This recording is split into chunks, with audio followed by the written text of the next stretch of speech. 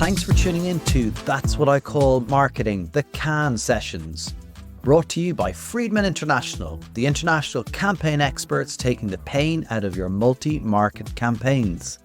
I'm your host, Conor Byrne, and having worked with Friedman International in my previous role as a global marketing leader, I've experienced firsthand their deep level of expertise and attention to detail as the go-to experts for all international campaign needs. Now, let's get right into today's episode of That's What I Call Marketing, the Cannes Sessions.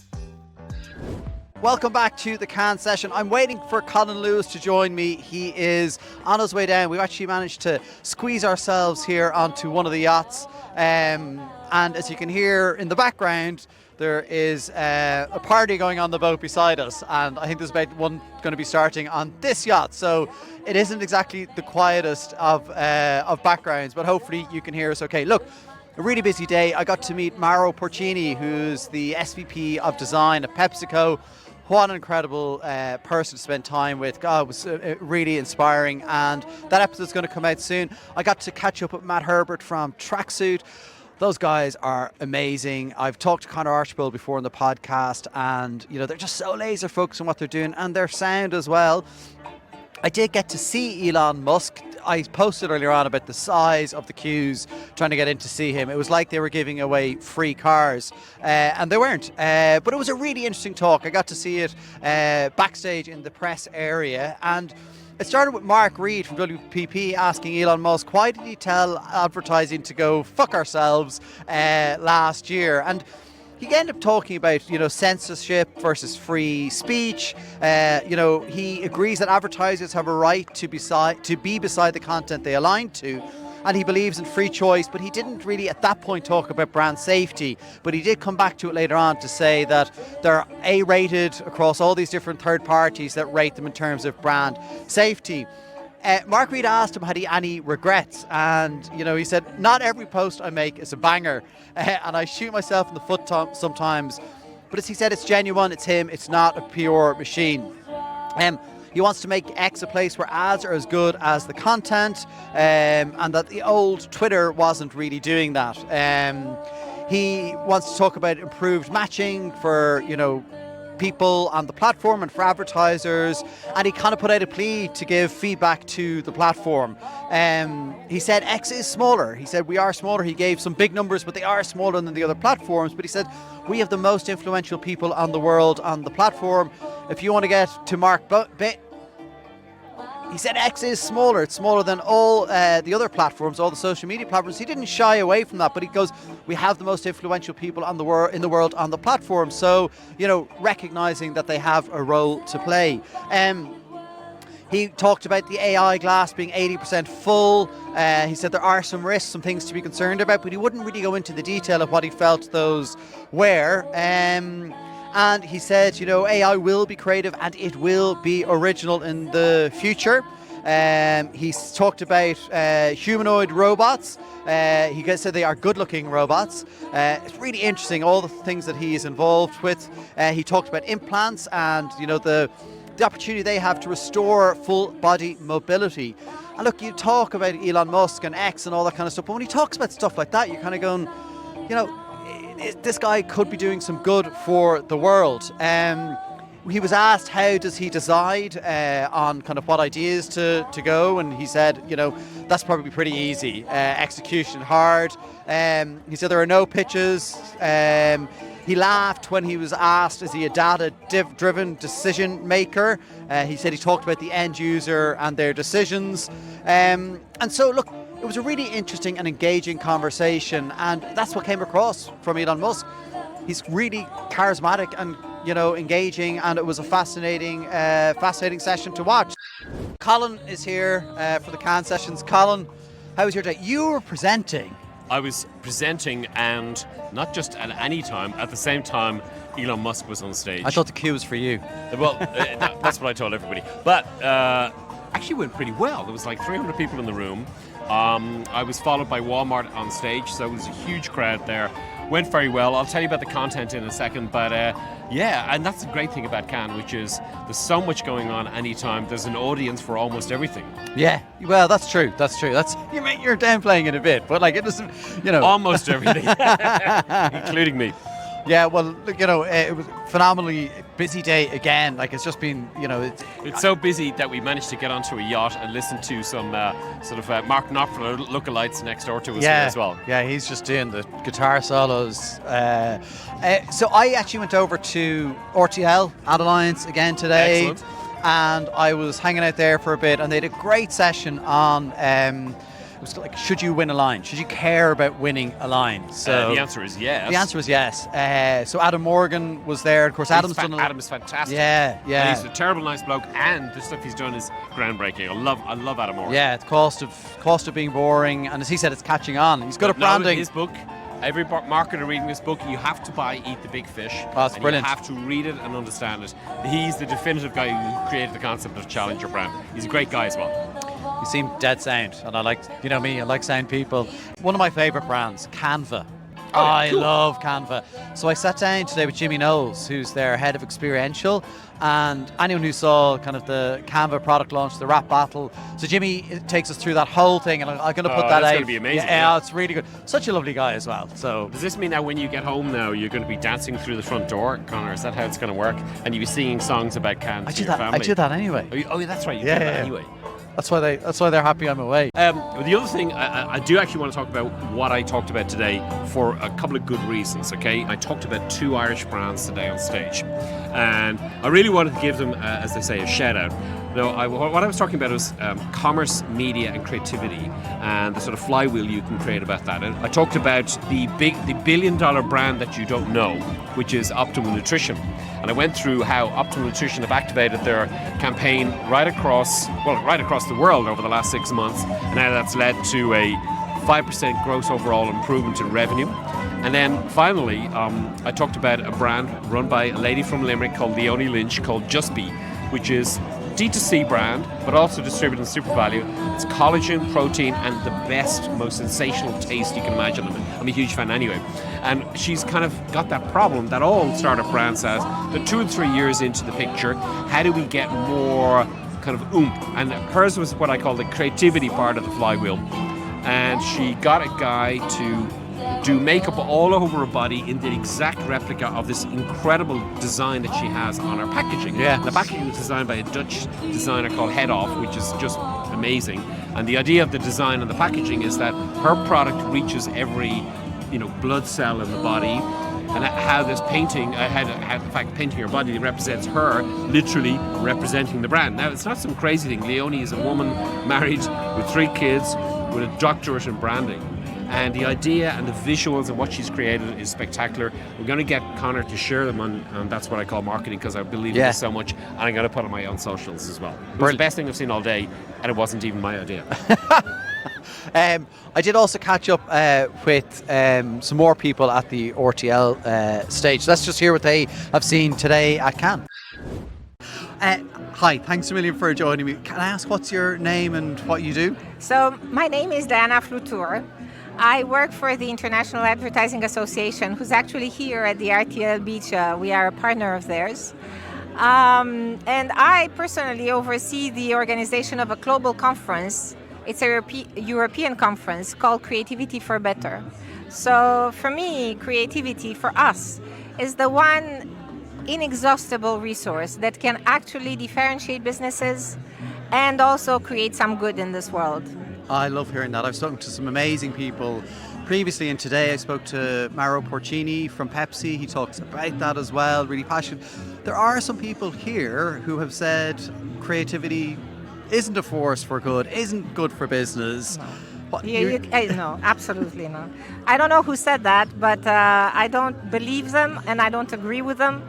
And I think that now creativity is the only one value that can differentiate. There's so many businesses, there's so much clutter. Yeah. How do you choose between one and the next one? So it's because they're brave, it's because they're creative, it's because they have a viewpoint and they make a stand. And that's the brands or even the agencies that you will select for your business or for your, if you're a consumer to consume and so on. Yeah, and so like you see the winners of the lines, whether it's a bronze, silver, gold. Absolutely. It's phenomenal. And It's just phenomenal. that creativity. Have you gone down to see the work?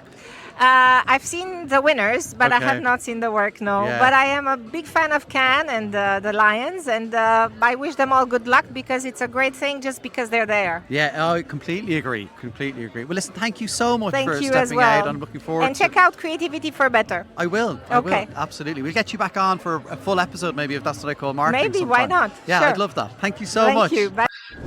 Two other people, Sasan and Léoda, and they joined me just to give me a bit of their insight into what they were talking about, why they care about creativity. So we will hear from them now. I don't believe in creativity. I know. Do you hate procurement? Yes. Yeah, I know. No. Sasan, thanks a million. You've just joined me straight off the panel here at RTL Ad Alliance talking about should you win a line, and you definitely have a view that people should be winning lines. It's good for business. I have an absolute clear view that with the fact that world's getting crazier, with the clutter of kind of work out there, everyone's kind of trying to scream for the same attention. I think our job in marketing and advertising is essentially about creating unignorable content. Yeah. Which means that you make unignorable marketing, which means that your brand needs to be something that brands can ignore, Yeah. and the work that goes with it. And I think this festival is all around rewarding and awarding great brands that do unignorable content, and I think there is a direct correlation between that and effectiveness and results, and hence I think it's absolutely vital for brands to actually focus on lines to make sure that they create the best work. Yeah, and we still have a lot of mediocre work out there, though. There's a lot of work that isn't good. I think, the System 1 evidence, and Adam Morgan talked about it there, that, a 30-second ad of a cow munching grass performs better than a lot of the ads out there. Why is that, do you think? In terms of kind of having mediocre work out, Yeah. I think. Look, for me, the difference and the secret sauce between having great creative work and brands that do great creative work, for me goes back to the client. Right. I have many examples of the fact that the work just gets better and better every year. The fact that the content just becomes magical. It goes down to that one magical format of kind of attribute, which is the client themselves. Yeah. So when you have great clients that are visionary, that believe in creativity, I think the work itself, Yeah. comes out much better. So I think that for me is the answer to your question on Yeah. why is it that some brands just Don't have it. don't have Yeah, it. yeah. It just goes down to that. And I think the creative agencies, as I was mentioning, the creative agencies always get the blame, no matter what. But I don't think it's just creative agencies, because in 9 out of 10 times, Yeah. creative agencies come up with great work, but then it relies on the client whether that work actually sees the light of day or not. Yeah, So, as Johnny Cahill from Heineken USA said to me, CMO of Heineken USA, he said, like, the job of the client is to sell the work internally as well, and that's a real skill. I Yeah. think Yeah. it comes with time, and certainly something agencies Yeah. can help with. You did talk towards the end about the role of some of the platforms Yeah. and maybe some of the, I would say, damage they've done, but like the short-termism and short-formism that they're kind of promoting. Yeah, I think. Look, everyone is trying to do what's right for them to do their share, kind of within the wider spectrum that's called Yeah. marketing, right? So I think it's a long street. I think they haven't kind of destroyed things, but I think it's always been one-sided, where they want to do what's right for their platform. Yeah. So they always come and they tell you, they share results about what is effectiveness on their platform. And I think there has to be a combination of the reality that they're sharing with you and the reality that's outside of that platform as well. So I think it's a combination. And I think when brands go wrong is that they put their entire marketing and they just become siloed, focused on that this is what this platform's telling me and I need to do that. Yeah. And that's not long-term marketing. That's not effective marketing. That's not how big brands are built. Yeah. On short-term and on just tactical work that you just put on a platform. That's not the way marketing should be. Yeah, I think anyone who's going to do just one thing and hope that's going to be the silver bullet, it's not going to work. Yeah. Well, listen, thanks a million for stopping by. Appreciate you telling us what you were here to talk about. Thanks a Thank you very million. much. Thank you. Thanks a million for joining me. You're just off the RTL stage talking about should you win a line or not. A lot of the conversation was just about the role of creativity. Now, you thought, I found it quite interesting, you were kind of saying that there is a bit of a role maybe for short-term creativity. And when you said that, what I picked up was sometimes you need to make the case for creativity, and sometimes Yes. doing that in a short campaign can actually help win people over. Yeah, when I was talking about short, I was actually trying to say that it was like, one campaign. Sometimes some project, it's a project-led Yeah. campaign, you know what I mean? Like, but this campaign, this project is going to add up to other projects. And it's the sum of those projects that is going to drive long-term brand building. So, and you're absolutely right. Sometimes with client, you just need like this one campaign that is going to turn everything around, and they're going to see that what they're doing is excellent work, and they're going to want more. And that is why also this festival is so important. It's because once they have like tasted the effectiveness of creativity, they have tasted the fact that people are saying you're doing what's best in creativity, it's going to drive some more work, it's going to drive energy, it's going to drive trust between the brand and the agency, and you're going to kind of like do this kind of work again and again and again. And it is proven on every single client that we have, the moment they've been recognized as good marketers here, because this is what it's all about. Like for brands, it's about being recognized as great marketers. For agency, it's about being recognized as great agency. So it's a win-win. It's a win-win, yeah. And you just like having worked client side, you have to sometimes just make that case, and you're not going to necessarily make by saying we're going to do this over the next 5 years. Sometimes, especially in kind of organizations that are growing and scaling. But there is an awful lot of dull work out there. Why is that? I think it's because it takes a lot of courage and braveness to do something that is not dull. I mean, it's like some people just like don't want to take any risks, and it takes risks to do something that is like make you uncomfortable or is completely out of your regular system. And I think it's like in life, some people just like lean into mediocrity and it's fine, and some people don't. And I think the best brands and the best marketers just don't, and they want what's best for their brand, what's going to drive the best image, and what's going to drive the best profitability at the end. But I think dullness, it's just much more easier to do. It was easy to do. So boring. And when you have like big pockets and when you have money, you can do that. But I think there is lesser and lesser brands that do have enormous pockets. So exactly. You have to kind of push the boundaries, and also like nobody cares about your product or your brand in their everyday life, really. So depending on the brand. I don't think anyone cares about any brand. I think I think you know what, like at Marcel, we used to say that we are building brands that are changing things, and our enemy is indifference. Yeah. Absolutely. Like exactly what you just said. Brand that no one cares about, no one wants to buy, no one talks about. And I think those brands, to the question in the panel before, probably will disappear in the next few years, because they're going to have one competitor that is going to have the same products, a little bit different, but basically the same product or the same service, but they're going to develop the brand around it that is going to smash the competition. Do great work. I'm going to ask you, and I don't know if you have perspective on this, it didn't come up on the panel, but B2B marketing. Have you any, because I think B2B marketing is probably some of the worst marketing out there, because we do product features. I think there is like great B2B marketing. I think B2B marketing is now recognized at Cannes Alliance within a category. So I think there's But even the winners list is really short. What do you mean by short? Like there's not a lot on it. Like it's not. Because it's a process. You know what I mean? Like I think B2B marketers have been like said that they were not doing like creativity, and it was not B2C, so it wasn't worth it. That sometimes they're kind of like living the idea that it's not.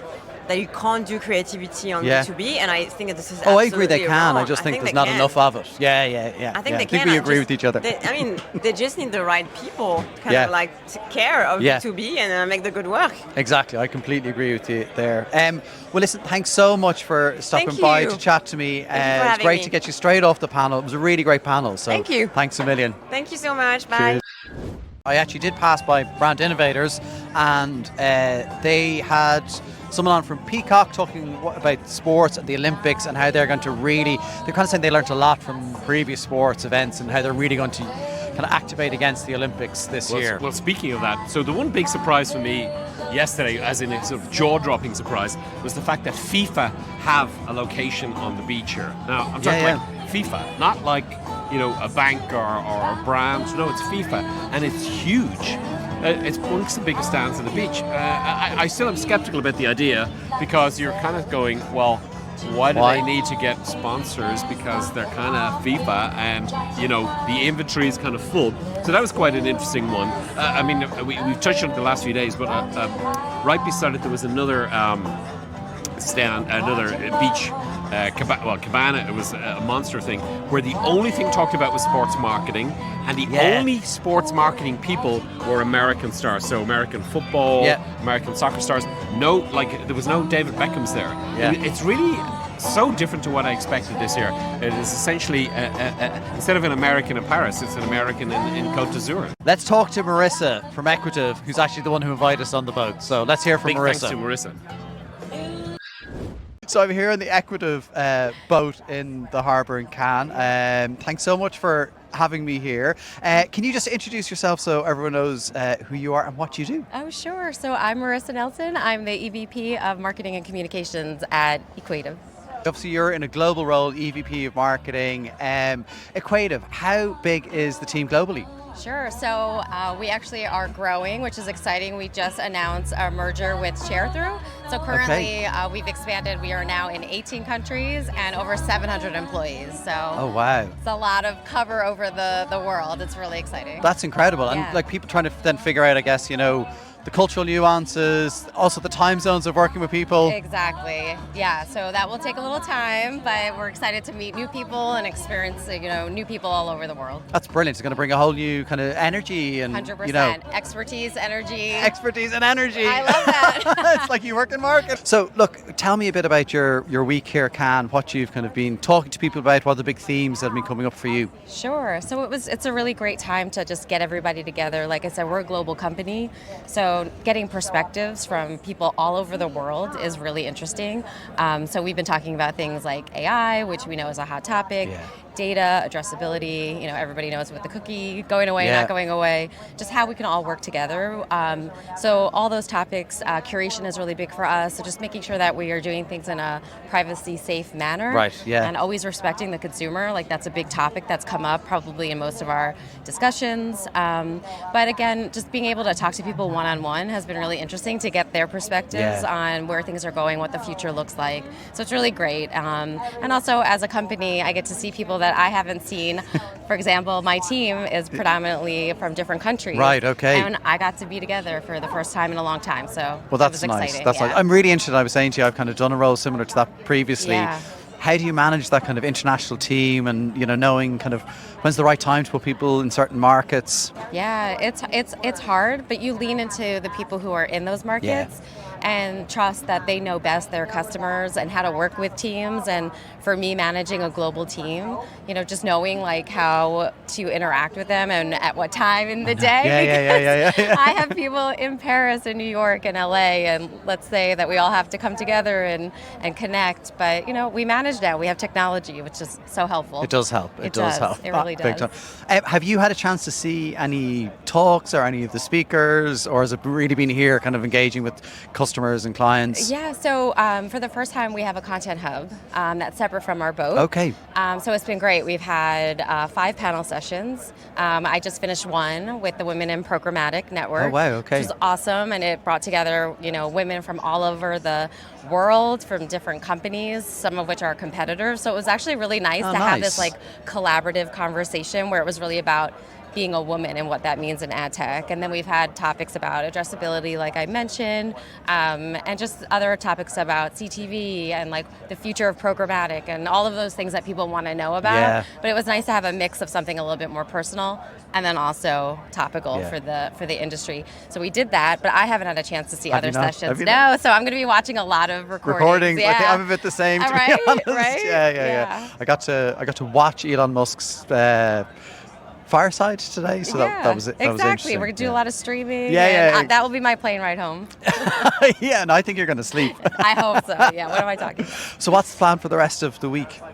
So tonight we have a happy hour. So we've been leaning into like a lot of our partnerships with Adelaide and Curve. Okay. So that'll be another way, just again, to just like meet different people, all come together.